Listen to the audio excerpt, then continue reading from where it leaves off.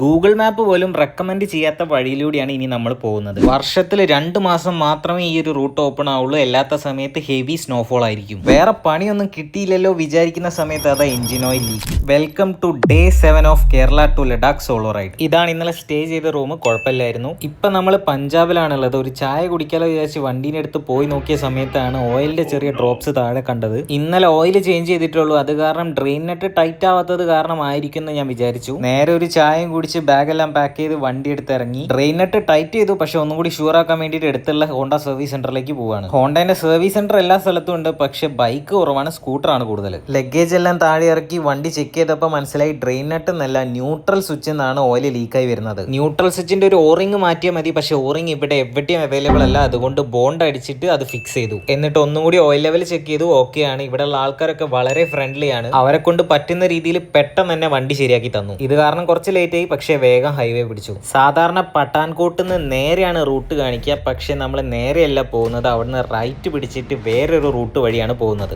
ഈ റൂട്ട് വർഷത്തിൽ 2 മാസം മാത്രമേ ഓപ്പൺ ആവുള്ളൂ. അല്ലാത്ത സമയത്തൊക്കെ ക്ലോസ്ഡ് ആണ്, സ്നോഫോൾ കാരണം. രാവിലെ ഒന്നും കഴിച്ചില്ല. ഉച്ചയ്ക്ക് നേരെ ബ്രെഡും ഓംപ്ലേറ്റും കഴിച്ചു. ഇതൊരു മിലിറ്ററി ഏരിയ ആയിരുന്നു. മിലിറ്ററി ഏരിയ ഏകദേശം കഴിഞ്ഞു. ഇനി അങ്ങോട്ട് ലാൻഡ്സ്കേപ്പ് മൊത്തം മാറും. ഇടയിൽ ഒരു ലൈം സോഡ കുടിച്ചു. ഉപ്പിൽ എന്തോ ഒരു ടേസ്റ്റ് വ്യത്യാസമുണ്ട്. പട്ടാൻകോട്ടിൽ നിന്ന് ചെമ്പ വഴി ബൈരാഗർ കില്ലാറിലേക്കുള്ള റൂട്ടാണിത്. ഹൈഡ്രേഷൻ ബാഗ് വാങ്ങിക്കൂടെ എന്ന് കുറെ പേര് ചോദിച്ചിട്ടുണ്ടായിരുന്നു. എന്റെ കയ്യിലുണ്ട്. പക്ഷെ ബാക്കിൽ ടെയിൽ ബാഗ് വെച്ച് അതിന് മുകളിൽ ചാരി ഇരിക്കുന്നത് കൊണ്ട് അതൊരു കംഫർട്ടായിട്ട് തോന്നില്ല. അതുകൊണ്ടാണ് യൂസ് ചെയ്യാത്തത്. ആക്ച്വലി ഇതുവരെ ഫുള്ള് ഹൈവേ കൂടെ ഇങ്ങനെ പറന്ന് വരാമെന്ന് മാത്രമായിരുന്നു. ഇവിടുന്ന് അങ്ങോട്ട് ഫുള്ള് ലാൻഡ്സ്കേപ്പ് മാറി കണ്ട് ആസ്വദിച്ച് പോകാനുള്ള രീതിയിലുള്ള വ്യൂസ് ആണുള്ളത്. ഇവിടെ ഒരു റിക്കവറി വെഹിക്കിളും ഒരാളെയും കണ്ട് അപ്പം മനസ്സിലായി എന്തോ ഒന്ന് താഴേക്ക് പോയിട്ടുണ്ടെന്ന്. ആ പോയതൊരു കാറാണ്. പക്ഷെ ആർക്കൊന്നും പറ്റിയിട്ടില്ല എന്ന് പറഞ്ഞു. ഈ ഒരു റൂട്ടിലൂടെ പോകുന്ന സമയത്ത് കുറേ പ്രാവശ്യം ഞാൻ വണ്ടി സ്റ്റോപ്പ് ചെയ്തു. അത്രയും കിടിലൻ സ്ഥലങ്ങളാണ് കാണാനായിട്ട്. ഇങ്ങനെയുള്ള ലാൻഡ് സ്ലൈഡ് ഒക്കെ ഇവിടെ നോർമലാണ്, ഇടക്കിടക്ക് സംഭവിക്കും. ഇപ്പൊ ഏകദേശം പ്രഡിക്ഷൻ ഒക്കെ മനസ്സിലായി. മഴ വരാണ്ടെന്നുള്ളത് മനസ്സിലാക്കി മുൻകൂട്ടി റെയിൻകോട്ട് ആദ്യമേ എടുത്തിട്ടു. അപ്പോഴാണ് ഞാൻ ഇത് ശ്രദ്ധിക്കുന്നത്. ഈ റൂട്ടിൽ വരുന്ന സമയത്ത് ഈ റോഡ് സൈഡിൽ മൊത്തം ഈ ചെടിയാണുള്ളത്.